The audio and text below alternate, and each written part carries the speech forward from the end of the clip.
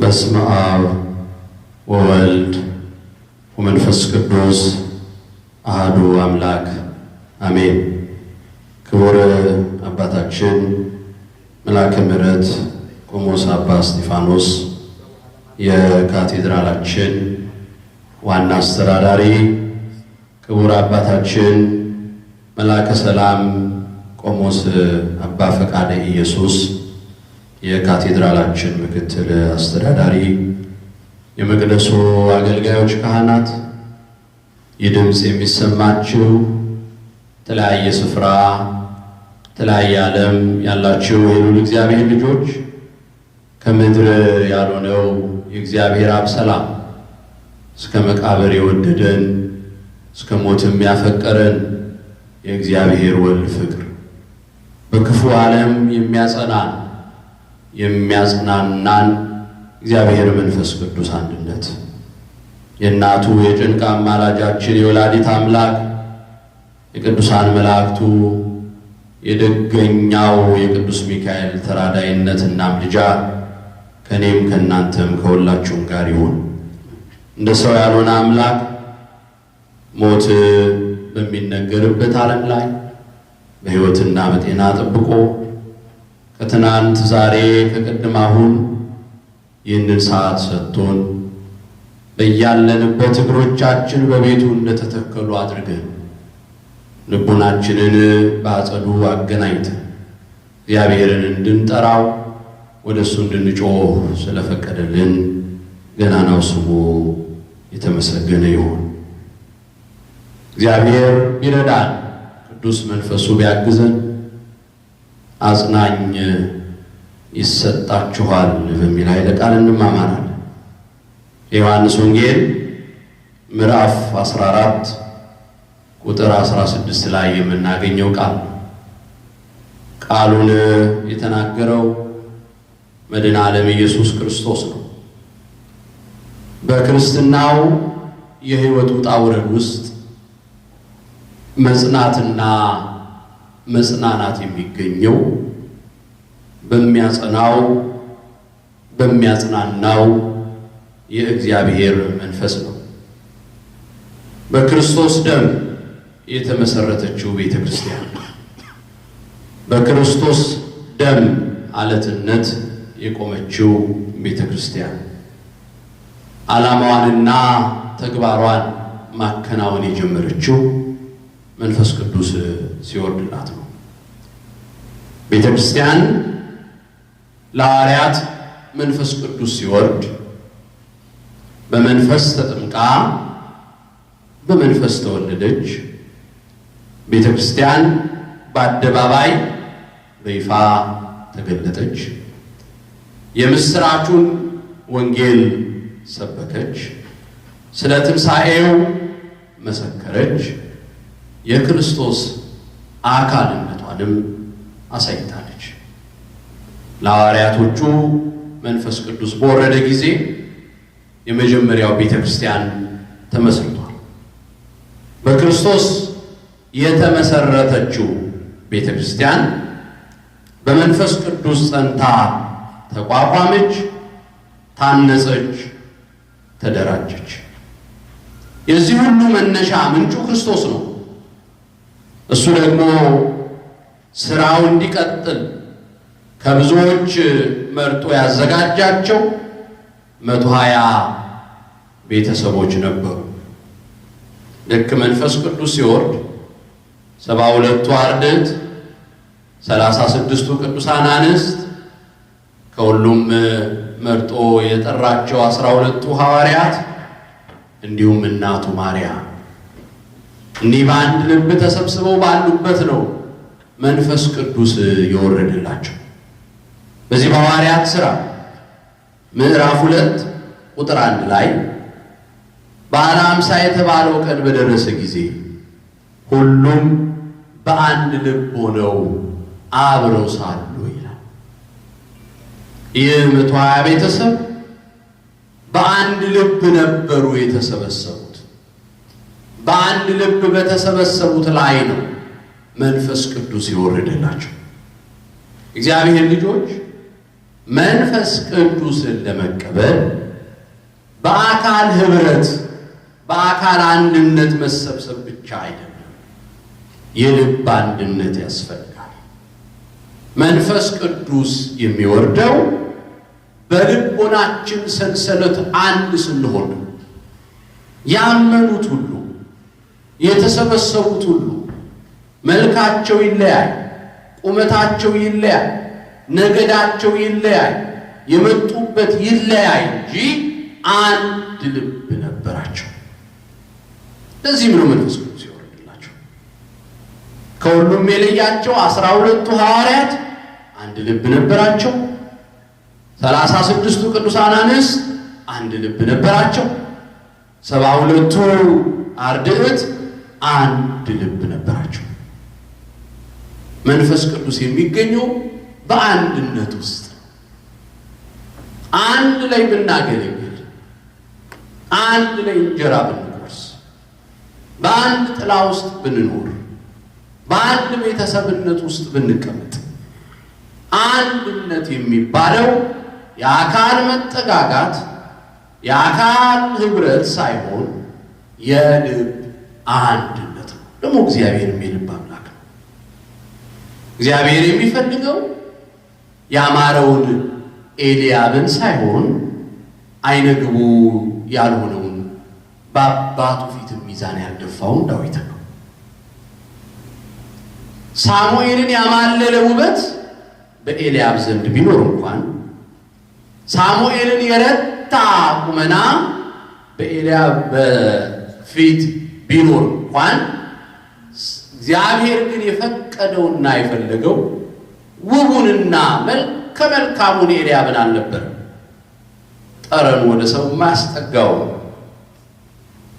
ከዱር የተጠራው አባቱ እንኳን ተቀስቅሶ ያስታወሰው ልጁ እንደው ይቀር የለህም ተብሎ የተጠራ ዳዊት ውስጥ እግዚአብሔር ነበረ።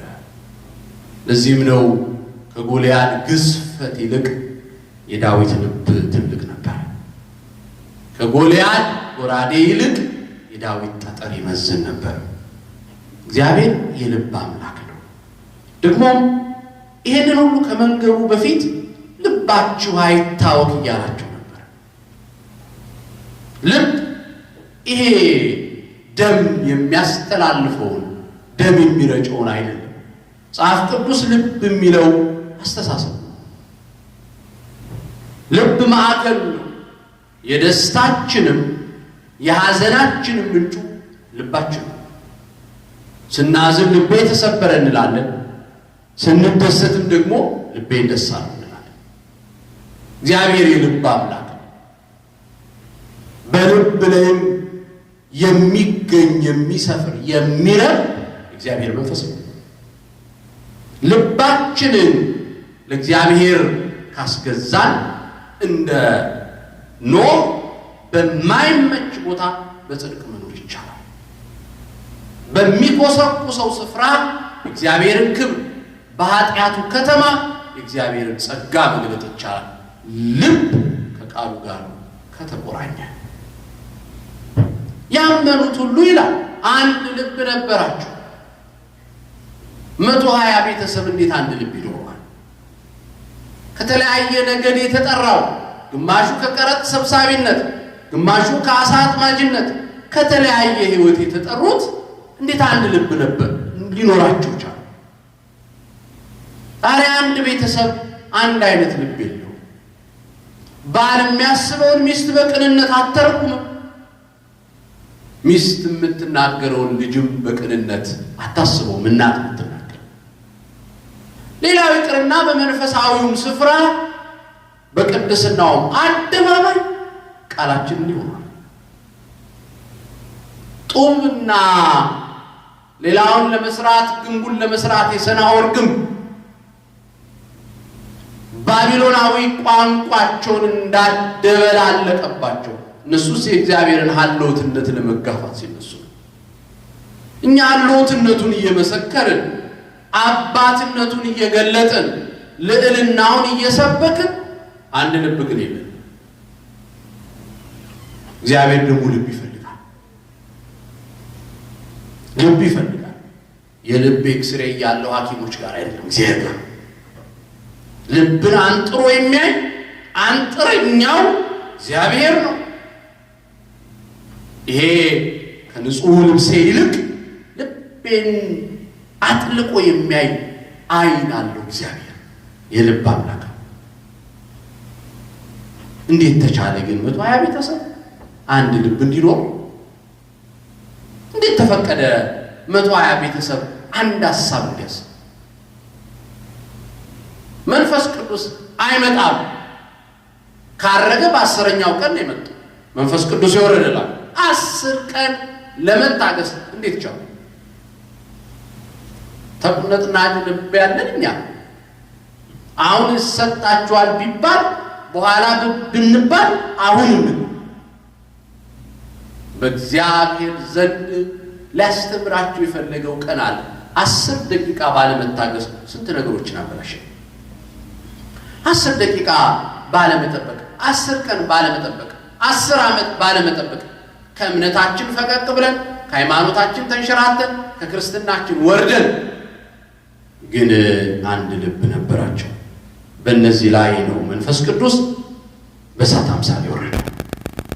የመንፈስ ቅዱስ ማደሪያ የእግዚአብሔር ቤት አምዱን የመጀመሪያው የቤተ ክርስቲያን ገጽታ ይሄ ቤተሰብ ነው። ድንግል ማርያምን ጨምሮ ድንግል ማርያም የምስጢረ ሥጋዌው ምልክት ሆና የተገኘች ናት። የእግዚአብሔር ልጆች መስቀል ትምህርት አድኖ የመዳናችን ምልክት ነው። ድንግል ማርያምን ስናስብ የመዳናችን ምልክት ትምህርተ ሥጋዌ ነው። ስለ ክርስቶስ ስንናገር ስለ እመቤታችን እየተናገር ነው። የእግዚአብሔር ልጆች ነገረ ክርስቶስን ስናነሳ ነገረ ማርያምንም እያነሳ እሷን ከቤተልሔሙ ዋሻ እስከ ቀራንዮ ኮረብታ በኋላም ከዚህ ቤተሰብ ጋር አናጣት።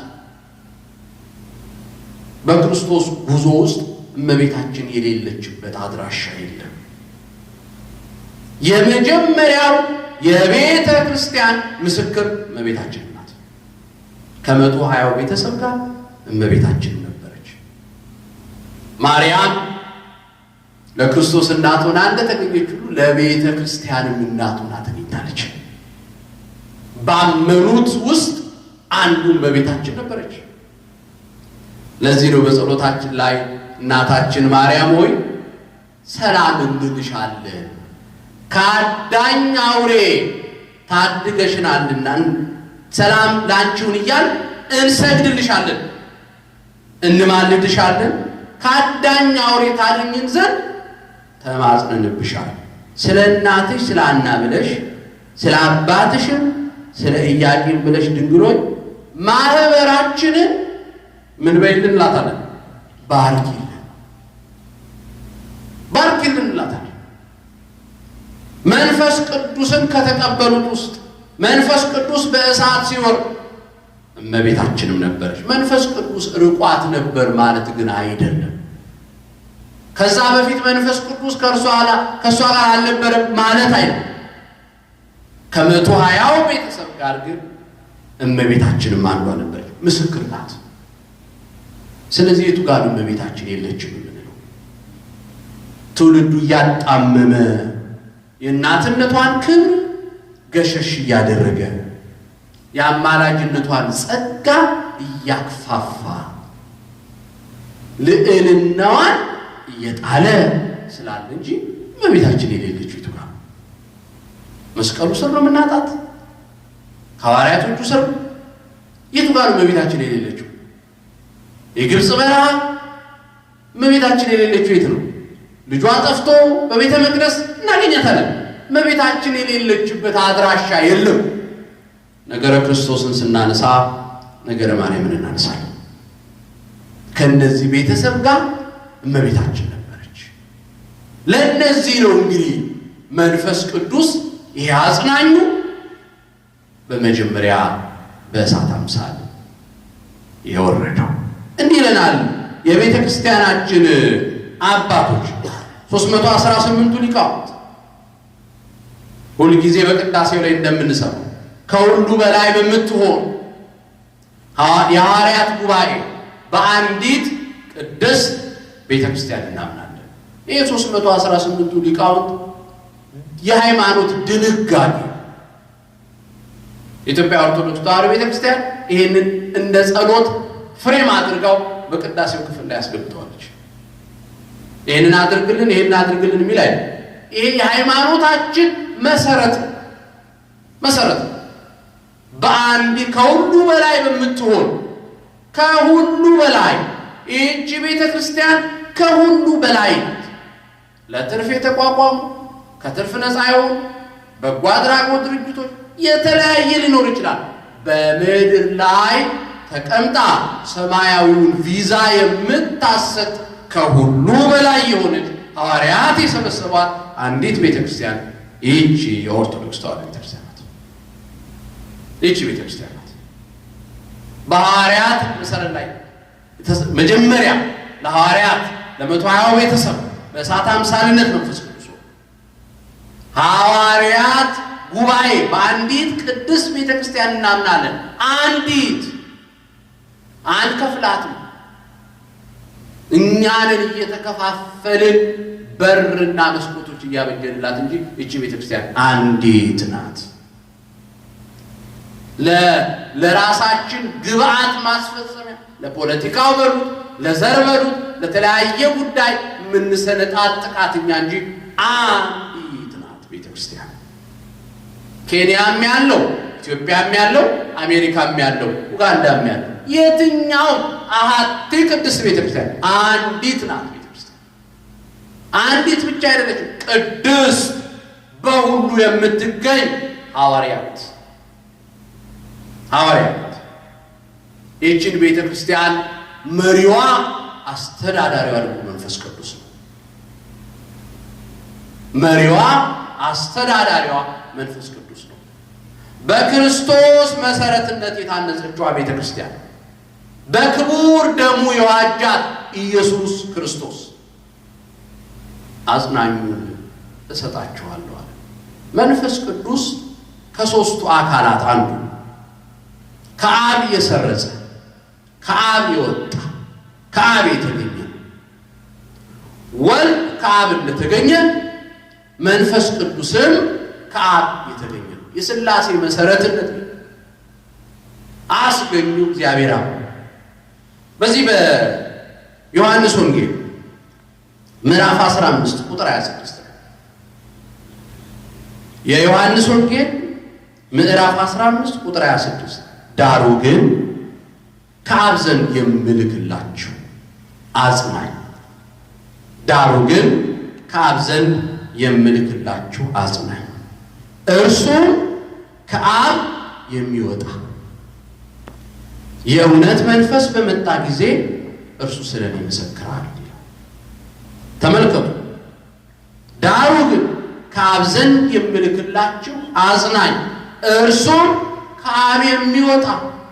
ስለዚህ ወልድ ተወለደ ስንል መንፈስ ቅዱስ ሰሞ ሰረጸ ወጣ እንላለን። ከአብ የተገኘ አሁን ከፀሐይ አካል ብርሃንና ሙቀት እንደሚገኝ ፀሐይን ስናይ የራሷ ክበብ አላት። ፀሐይ ሙቀትን ትሰጣለች፣ ፀሐይ ብርሃን አላት። ስለዚህ አብ አስገኝ ነው። ወልድ ከአብ እንደተወለደ መንፈስ ቅዱስ ደግሞ ከአብ የሰረጸ ነው። አብ ወልድ መንፈስ ቅዱስ የማይጠቀለል ሦስትነት፣ የማይለያይ አንድነት። እግዚአብሔር ልጆች በማቴማቲክሱ ቲዎሪ እንዳንሄድ የማይጠቀለል ሦስትነት፣ የማይለያይ አንድነት። ለዚህ ነው በቅዳሴያችን ላይ አብ ከልጁ አይበልጥም፣ ወልድም ከመንፈስ ቅዱስ አይበልጥም፣ መንፈስ ቅዱስም ከወልድ አያንስም ይላል። ስለዚህ መለኮት አብ ወልድ መንፈስ ቅዱስ አንድ አምላክ፣ አንድ ስልጣን፣ አንድ መንግስት፣ አንድ አገዛዝ። እግዚአብሔር ልጆች ጥልቅ ትምህርት ነው። የኢትዮጵያ ኦርቶዶክስ ተዋሕዶ ቤተክርስቲያን መሰረቷ ጥልቅ ነው። መሰረታችንን ማውጣት ማንም ሲመጣ መፍረክረክ የለብንም። የማይጠቀለል ሶስትነት ሥላሴ ስንል ደግሞም የማይለያይ አንድነት መንፈስ ቅዱስ ከአብ የሰረጸ ነው ብንልም የአብና የወልድ የባህሪ ሕይወት የባህሪ እስትንፋሳቸው ነው። እንዲሁ በዚች አጭር ደቂቃ ስለ መንፈስ ቅዱስ አብራርተን የምንጨርሰው አይደለም። ባህር ነው እግዚአብሔር ልጆች። እንዲሁ ከአባቶቻችን ትምህርት ከቤተ ክርስቲያኒቱ አስተምሮ በጭልፋ እየጨለፍን ነው እንጂ ጥልቅ ነው። ይህንንም ለመረዳት በሳይንሱ ሐሳብ በዓለማዊው እውቀት ላይ ቆመን ሳይሆን እግዚአብሔር እንዲያበራልን እንዲገልጥልን እየጸለይን የምንረዳው እውቀት ነው። ለዚህ ነው በቅዳሴያችን ላይ የእውቀት አይኖቻችንን አብራልን ነው። ካልበራልን አናየው፣ ካልበራልን ብናነበው አንረዳ። ከአብና ከወልድ በተለየ ሁኔታ ጎልቶ የሚታይ አይደለም። አብ፣ ወልድ፣ መንፈስ ቅዱስ ሌሎች እንደሚሉት ዝርው አካል ወይም ደግሞ ግዑዝ አድርገው እንደሚስሉት አይደለም። መንፈስ ቅዱስ ይህ አጽናኝ ነው። ለሐዋርያቶቹ ለመቶያው ቤተሰብ የተሰጣቸው የወረደላቸው እኛንም በዚህ ክፉ ዓለም የሚያጸና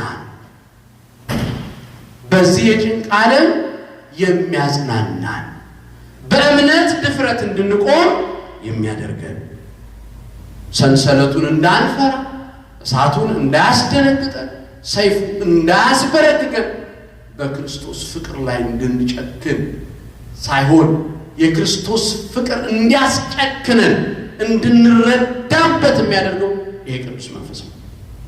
መንፈሱን ስናውቅ ስንረዳ እግዚአብሔር ልጆች በዚህ በማቴዎስ ወንጌል ምዕራፍ 28 ቁጥር 19 ነው ጌታ ሐዋርያቶቹን ሲያዛቸው እናያለን። በአብ በወልድ በመንፈስ ቅዱስ ስም እንዲያጠምቁ አዟቸዋል። በአብ በወልድ ብቻ አጥምቁ አላለም። በአብ በወልድ በመንፈስ ቅዱስ። ስለዚህ መንፈስ ቅዱስ የተለየ አካል አለው ማለት ነው። በትምህርት ሃይማኖት አካል ማለት ፍጹም ገጽ ፍጹም መልክ ያለው የራሱን የቻለ ለራሱ የበቃ በህላዊነት ያለ ማለት ነው። ስለዚህ መንፈስ ቅዱስ የራሱ አካል አለው። ጌታም ሲጠመቅ ትልቁ አስረጄ ነው። ማቴዎስ ወንጌል ምዕራፍ 3 ቁጥር 16 ላይ ጌታ በፍጡር እጅ ሲጠመቅ በዮሐንስ እጅ በዛ በዮርዳኖስ ሰማይ ተከፈተ፣ አብ ከደመና ሆኖ የምወደው በእርሱ ደስ የሚለኝ ልጄ እርሱ ነው፣ እርሱን ስሙት አለ። ወልድ በተለየ አካሉ እየተጠመቀ ነው። መንፈስ ቅዱስ በእርግብ አምሳል ሲወርድ ነው ያለ። እግዚአብሔር አንድ አካል አንድ ገጽ ቢሆን ጥምቀቱን አናይም ነበር። እግዚአብሔር እሱ ሶስት አካል አንድ አምላክ መሆኑን በጥምቀቱ ላይ አይተናል። ይሄ አጽናኝ በርግብ አምሳል ሲወርድ አይተናል። መንፈስ ቅዱስ ግን ርግብ ነው ብቻ ማለት አይደለም። በተለየ ህብር ሊገለጥ ይችላል። መንፈስ ቅዱስ በቅዳሴ ማርያም ላይ አባ ሕርያቆስ አንቺን የወደደ እግዚአብሔር አብ ቅዱስ ነው ይላል። በማኅፀንሽ የሚያደረ ወልድ ዋሕድ ቅዱስ ነው። ያጸናሽ የጽድቅ መንፈስ ጰራቅሊጦስም ቅዱስ ነው ይላል። አስተውሉ። አንቺን የወደደ እግዚአብሔር አብ ቅዱስ ነው። በማኅፀንሽ ያደረ ወልድ ዋሕድ ቅዱስ ነው። ያጸናሽ የጽድቅ መንፈስ ጰራቅሊጦስም ቅዱስ ነው። ከሦስቱ አካላት አንዱ ጰራቅሊጦስ ቅዱስ ነው። አብ ቅዱስ ነው። ወልድ ቅዱስ ነው። መንፈስ ቅዱስ ቅዱስ ነው። ጰራቅሊጦስ የሚያጽናናው የሚያጸናው የሚያረጋጋው ይህንን አጽናኝ ነው እልክላቸዋለሁ ያለው ጌታ እዚሁ በዮሐንስ ወንጌል ቅድም በተነበበው ላይ ሌላ አጽናኝ ይሰጣቸዋል ሲል ከሦስቱ አካላት አንዱ አካል ከአብ የሰረጸው መንፈስ ቅዱስ ነው። ሌላ የሚለው ቃል መንፈስ ቅዱስ በአካል ልዩ መሆኑ። ስለ መንፈስ ቅዱስ ስንናገር 6 ነገሮችን ባጭሩ አነሳለሁ። የመጀመሪያው ሚስጥርን የሚገልጽ ነው። መንፈስ ቅዱስ ይሄ አጽናኝ ሚስጥርን ይገልጣል። በዓለም እየኖርን በላይብረሪው እየተመላለስ እየገለጥን የእግዚአብሔርን ዕውቀት የሚገልጽ መንፈስ ቅዱስ ነው። ባለ ብሩህ አእምሮ የሚያደርግ መንፈስ ቅዱስ ነው። ይህ አጽናኝ ምስጢርን የሚገልጽ ነው። የሥላሴን አኗኗርን ልንረዳ የምንችለው በመንፈስ ቅዱስ ነው። ሕሊናዬ የመሰወሪያው ማዕበል ያማጥተዋል ወጣ አባ ሕርያቆስ። ያን አቅቶት ወደ ቀደመ አኗኗሩ ይመለሳል። ያንንም መረዳት የምንችለው የሚያጸናው መንፈስ ቅዱስ ከኛ ጋር ሲሆን፣ ይሄ መንፈስ ቅዱስ የሚያረጋጋ የሚያጽናና ነው። እግዚአብሔር ይሄ መንፈስ ቅዱስ የሚያረጋጋ የሚያጽናና። አንዳንዴ አባቶቻችን በክፉ ዓለም ረክተው የተቀመጡበት ልብ፣ በአስጨናቂው ዓለም ተጽናንተው የቆሙበት ኃይል መንፈስ ቅዱስ የሚያረጋጋና የሚያጽናና ስለሆነ ነው። ዓለሙ እየተሸበረ ዓለሙ እየተጨነቀ ቤተ ክርስቲያን ክፉን ወሬ ክፉን ቃል የማትናገረው የሚያረጋጋና የሚያጽናና መንፈስ ከኛ ጋር ስላለ ነው። ይሄ የሚያረጋጋው የሚያጽናናው መንፈስ በክፉ ዓለም እንዳናልፍ የሚያደርግ ነው። ይሄ አውደ ምሕረት ከዚህ በፊትም እንደተናገሩት ነው። መንፈስ ቅዱስን ይዘን ነው የምንናገረው የእግዚአብሔር ልጆች። ስለዚህ መንፈስ ቅዱስ ሽብር አይደለም። መንፈስ ቅዱስ አጽናኝ ነው። መንፈስ ቅዱስ አረጋጊ ነው። የሚያጽናናው የሚያረጋጋው መንፈስ ቅዱስ። እኛ የተለየ ትጥቅ አልታጠቅንም። በፊቱ ስንበረከት እግዚአብሔር ብሩህ ፊቱን እንዲያሳየን የምንለምነው የሚያጸናውን ምስጢር የሚገልጸውን የሚያረጋጋውን መንፈስ እንዲልክልን ብለን። ይህ አጽናኝ ከኛ ጋር ነው። ይህ አጽናኝ አብሮናል። እንዳንደክም የሚያበረታ እንዳንወድቅ ቀና የሚያደርግ ነው። ሌላው የሚያነጻ የሚቀድስ ነው መንፈስ ቅዱስ። የሚያነጻ የሚቀድስም ነው መንፈስ ቅዱስ። ከኃጢአት የሚያነጻ ከርኩሰትም የሚያነጻ በቅድስናው እንድንቀደስ የሚቀድስ ነው መንፈስ ቅዱስ። ይህ አጽናኝ ነው የተላከላቸው። ይህ አጽናኝ ነው ከእኔም ከእናንተም ከሁላችሁም ጋር ያለው። ኃጢአትን የሚያስተሰርይ ደስ የሚያሰኝ ነው መንፈስ ቅዱስ የእግዚአብሔር ልጆች። አንዳንዴ እግዚአብሔር ቤት መጥተን አልቅሰን ችግሩ ሳይፈታ ተንበርክከን ስንነሳ ችግሩ ፈቀቅ ሳይል እኛ ግን ቀድሞ ከነበርንበት ልብ ፈቀቅ ብለን አዲስ ጉልበት አግኝተን የምንነሳው መንፈስ ቅዱስ ስለሚያጽናና ነው። የሚያበረታን የሚያጽናናን መንፈስ ቅዱስ ነው። እንባ አባሽ ነው። ኃይል ሰጪ ነው። ለዚህም ነው ሐዋርያቱ ከተለያቸው በኋላ በእምነት ድፍረት ዓለምን ያስተማሩት፣ ሰይፉን ያልፈሩት፣ ከአገልግሎታቸው በኋላ ጅራፍ እንደሚጠብቃቸው እያወቁ ወይንና ሰንሰለት እንደሚጠብቃቸው እንደተዘጋጀላቸው እያወቁ በብዙ ደስታ ይወጡ ይገቡ የነበረው ይህ መንፈስ ቅዱስ ከነሱ ጋር ስለነበረ ነው። ይህ መንፈስ ቅዱስ ያጸናል። ራሱ ጌታ ግን ምን አለ? ዓለም አያውቀውም ማለት። ይህ መንፈስ ቅዱስ ዓለም አያውቀውም። ለምን? በመንፈስ ያልተወለደ ይህንን መንፈስ ቅዱስ አያውቀውም። ይቺ ስንዱ እመቤት ወንዶች በ40 ቀን ሴቶች በ80 ቀን በዚህ ቅዱስ መንፈስ ልጅነት እንድናገኝ ታደርገናለች። በዚህ ቅዱስ መንፈስ የሥላሴ ልጅነት ትሰጠናለች። የእውነት መንፈስ ነው። ይህ መንፈስ ከሐሰተኛው የተለየ። በዚህ በአንደኛ ነገሥት ምዕራፍ 22 ቁጥር 1 ላይ ወጥቼ በነቢያቶቹ ሁሉ አፍ ሐሰተኛ መንፈስ ሆናለሁ ይላል ሰይጣን። አስተውሉ። የእግዚአብሔር መንፈስ አለ፣ አጽናኙ መንፈስ አለ፣ የክፋትም መንፈስ አለ። ደግ ደጉን እንዳናስብ ቃኤላዊ ልብ እንዲኖረን። ቃኤል ወንድሙን ውሃን ጠጣ ብሎ እንዲጣለው በስነ ፍጥረቱም የእግዚአብሔር መንፈስ በኋላ ነበር ይላል። ውሃን ጠጣ ብሎ ጠራው፣ ጋበዘው። የመጀመሪያው ገዳይ ቃኤል ወንድሙን የዋ ወንድም ውሃ ሊጠጣ ሲወርድ ሞትን ተቀበለ። ቃኤልን በአቤል ላይ እንዲነሳ ያደረገው ቅዱሱ መንፈስ ግን አይደለም፣ ክፉ መንፈስ ነው። ቃኤል በአቤል ላይ እንዲዘምትበት ያደረገው እጆቹ ድንጋይን ያነሱት ክፉውን ጎልያድ እንደጣለው ዳዊት ለመጣል አይደለም፣ የገዛ ወንድሙን ለመግደል ነው። ዳዊት ለእስራኤል ጭንቅ የሆነውን ጎልያድ ኢአማኒውን ጎልያድ ነው የጣለው። ብዙ ጎልያዶች በእግዚአብሔር ጠጠር ይጣላሉ።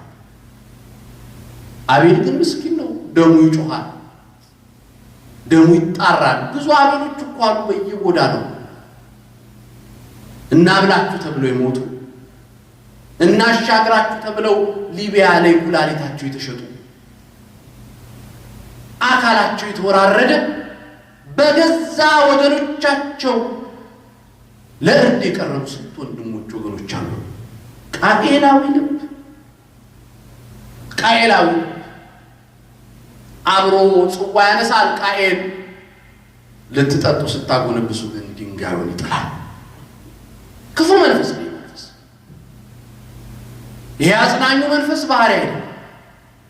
ገዳይነት፣ ክፋትነት፣ ቂም መቋጠር፣ ክፉ ሐሳብ፣ እየበሉ መለያየት፣ እየጠጡ መከዳዳት፣ እየተሰለፉ መንሸራተት፣ አንድ ልብ አለመሆን፣ ይሄ የሐዋርያቱም የ72ቱም የ36ቱም የ120 ቤተሰብ ባህሪ አይደለም። የእግዚአብሔር ልጆች አሁን በቁጥር የምንታይ እዚህ አለን። እናንተ በተለያየ ስፍራ አላችሁ። አካላችን ይለያይ እንጂ መንፈሳችን አንድ ነው። ልባችሁ በየትኛው ሰሌዳ ፊት ነው ቆመው? በአጽናኙ መንፈስ፣ በእውነተኛው መንፈስ፣ በሚመራው መንፈስ፣ ይቅር በሚለው መንፈስ፣ ኃጢአትን ይቅር የሚለው ይሄ የሰዎችን በደል በማይጠባበቅ በሚያጸናው መንፈስ፣ ይቅር ባዩ መንፈስ፣ ይሄ አጽናኝ በሱ መንፈስ ነው። በክፉ ይሄ ወጥቼ በነቢያቶች ሁሉ አፍ ሐሰተኛ መንፈስ ሆናለሁ ያለውን በሰይጣኑ መንፈስ ነው ያለው። ብሉይ ኪዳን ሐሰተኛ ነቢያትን ተነስተው ነበር። አዎ አሁንም ሐሰተኛ ካህናት፣ ሐሰተኛ ሰባኪያን፣ ሐሰተኛ ዘማሪዎች፣ ሐሰተኞች በስተዋል በምድሪቱ ላይ። ደግሞ የመጨረሻው ዘመን ምልክት አሉ። ይሄ በስሜ አላለ እየተነገደ ነው። የቤተ ክርስቲያን መልኳ፣ ውበቷ፣ ይሄ ክብሯ፣ ልዕልናዋ በሐሰተኛ ነቢያትና በሐሰተኛ አገልጋዮች እየጠለሸነ ነው። ስለዚህ በየትኛው መንፈስ ውስጥ ነው ያለነው?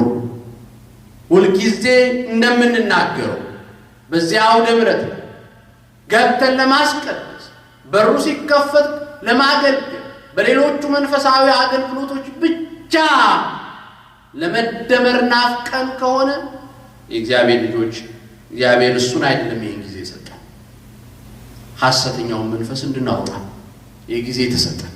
ክፉን መንፈስ እንድናወጣ አጽናኙ መንፈስ በልባችን ውስጥ እንዲቆጣጠር እግዚአብሔር ይፈልጋል።